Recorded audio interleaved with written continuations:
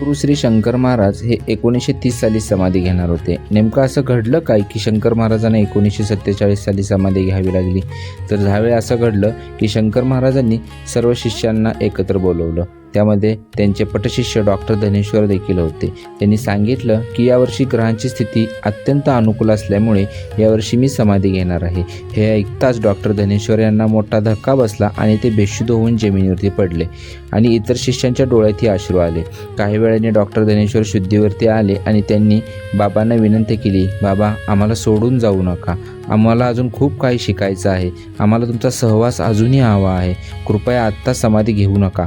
तेव्हा श्री शंकर महाराज म्हणाले, असा योग पुन्हा 17 वर्षानंतर येईल, तोपर्यंत मला समाधी घेता येणार नाही. हे ऐकून डॉक्टर धनेश्वर आनंदी झाले आणि त्यांनी बाबांना सांगितले, ठीक आहे, तुम्ही 17 वर्षानंतर समाधी घ्या, म्हणजे 1947 साली समाधी घ्या, पण आत्ता घेऊ नका. आपल्या शिष्यांचा अपार श्रद्धा आणि प्रेम पाहून शंकर महाराजांना 1930 साली समाधी न घेता 1947 साली समाधी घ्यावी लागली. डॉक्टर धनेश्वर यांच्या भक्तीमुळे सर्वांना शंकर महाराजांचे आणखी 17 वर्षाचा सहवास लाभला आणि त्यांच्या अनेक लीला अनुभवायला मिळाल्या. धन्य ते डॉक्टर धनेश्वर आणि त्यांची भक्ती जे साक्षात गुरुलाही आपला निर्णय बदलायला भाग पाडते. ही माहिती कशी वाटली कमेंट करून नक्की सांगा आणि कमेंटमध्ये जय शंकर नक्की लिहा. धन्यवाद.